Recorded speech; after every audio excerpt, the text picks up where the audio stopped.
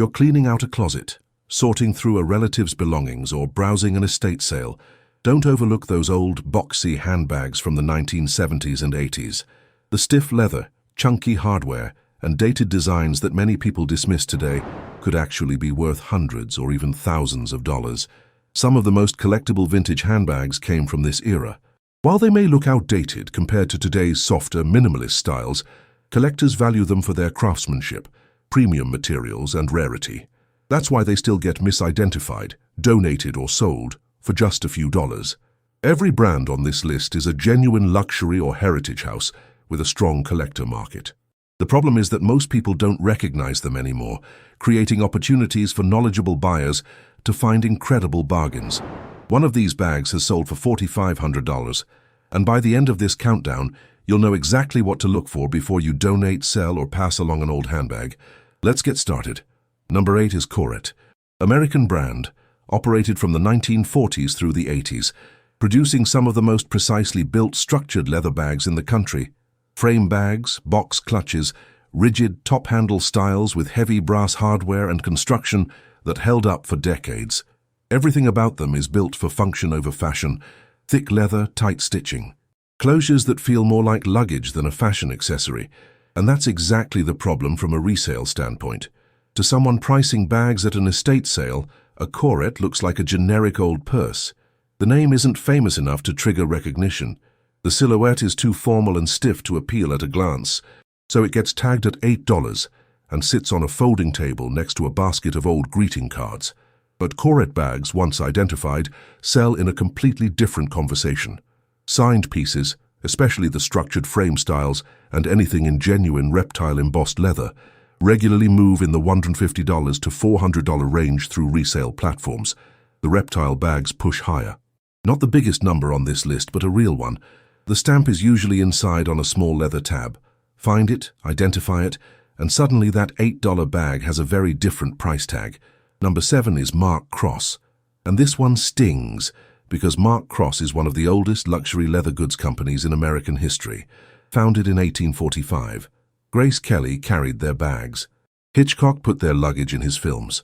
This is a house with a genuine legacy, and their 70s and 80s output, structured top-handle bags in rich leathers, boxy silhouettes, solid brass hardware, clean lines with almost no surface decoration, is some of the finest American leather goods work of that entire era. That restraint is the trap.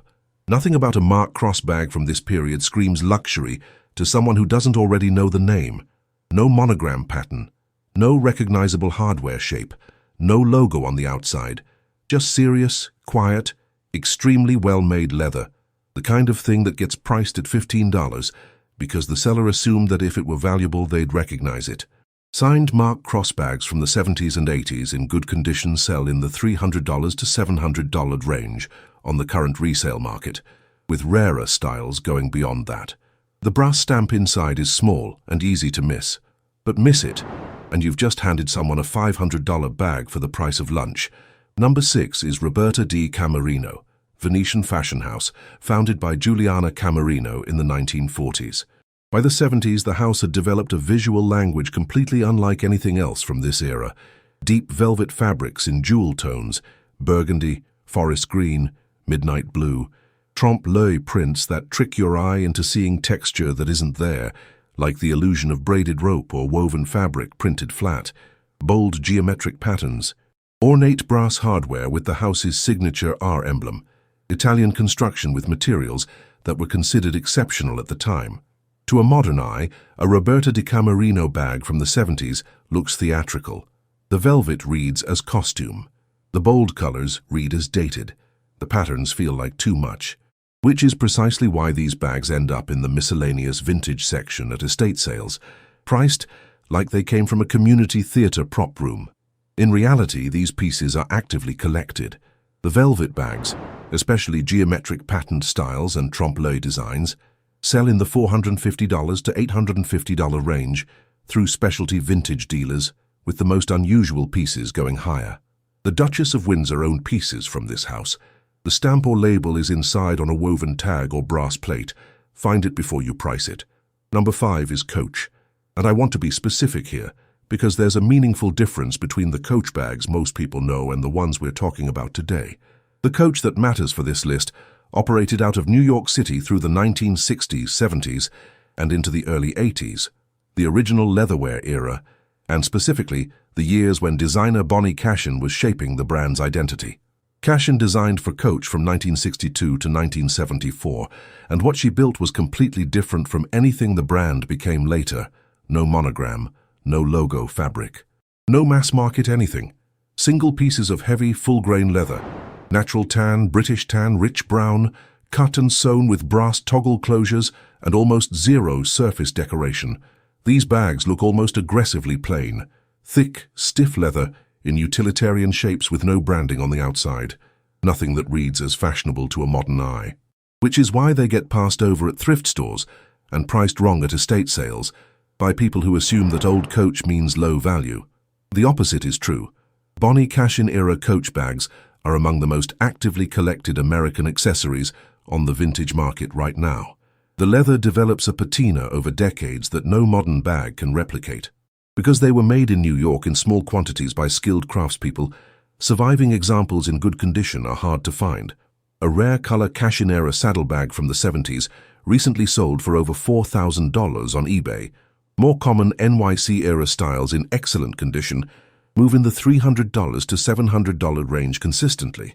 The Creed patch inside the bag, a small leather tab stamped with the style number and made in New York City, is what separates this era from everything that came after. If that Creed says New York City, take it seriously. Before we get to the top 4, pause on something that applies to every bag on this list and every vintage bag you might be holding right now. The fastest way to know whether what you have is worth real money is not how it looks. It's the mark. Every legitimate luxury or heritage bag from this era carries some form of identification inside. A stamp or mark on a small leather tab sewn into the lining, on a hardware plate, or embossed along an interior seam. It will include the brand name and often a country of origin. Made in Italy, made in France, made in USA. That country of origin detail matters more than most sellers realize. Many of these houses moved production offshore in the late 80s and 90s. A bag stamped made in Italy from 1974 is physically different from one made in a different country 2 decades later. Different leather grade, different hardware quality, different construction standards. The stamp tells you which one you're holding. If a bag has no interior mark at all, authentication becomes much harder, and that affects what buyers will pay. So before you price anything or pass it along, open it. Check every surface inside, along seams, on attached tabs on any hardware plates. That mark is the difference between a $10 bag and a $1,000 bag. That's not an exaggeration. It's exactly that important. Number 4 is Gucci. Specifically the Gucci that most people standing in front of one wouldn't recognize as Gucci at all. The 70s Gucci aesthetic is dramatically different from what the brand looks like today. This was the era of bamboo handles, a Gucci signature from the late 1940s that reached peak design expression in the 70s, and heavy horsebit hardware in proportions that feel almost industrial compared to current luxury standards. Canvas and leather combinations in earth tones, thick, serious construction, no obvious logo on the exterior. Shapes that were bold for their time are now read as heavy and dated. That disconnect between expectation and reality is where the money gets missed. Someone who knows Gucci only from the GG monogram era looks at a bamboo handlebag from 1973 and doesn't connect the two. It goes into the sale priced as generic vintage Italian leather. A signed Gucci bamboo handlebag or horsebit piece from this era, once properly authenticated, sells in the $500 to $1,500 range consistently, with rarer pieces going higher. The interior stamp, Gucci, made in Italy, is what you're looking for. And right here is worth understanding why prices across this entire category have been climbing. 3 forces hitting at the same time. Leather quality from this era is genuinely better than what most houses produce now, which pushes serious buyers backward in time to find it. Fashion has cycled back toward bold, oversized statement accessories, making designs that looked hopelessly dated 5 years ago look referential today. And vintage is more sustainable than buying new. Nothing gets mined, nothing manufactured, which matters to a growing segment of buyers who have serious money to spend. All three of those forces are working together right now on every item on this list. Number 3 is Bottega Veneta, one of the most common expensive mistakes in the entire vintage bag market, because the whole point of a Bottega Veneta bag is that it has no visible logo anywhere on the outside. The house was founded in Vicenza, Italy in 1966. Their founding philosophy was that their craftsmanship should be the only identifier necessary. The result was the intrecciato, a hand-weaving technique where strips of fine leather are woven together in a precise pattern before being shaped into a bag. No logo, no branded hardware, just the weave and the quality of leather underneath it. Their original tagline was literally, "When your own initials are enough." That was the entire brand statement. In the 1970s, as the technique was being refined, these bags were made with particularly thick woven leather in earthy, natural tones: tan, brown, dark olive, oxblood. To an uninformed eye, they look like a nice but anonymous vintage woven bag. No name anywhere visible, nothing to search.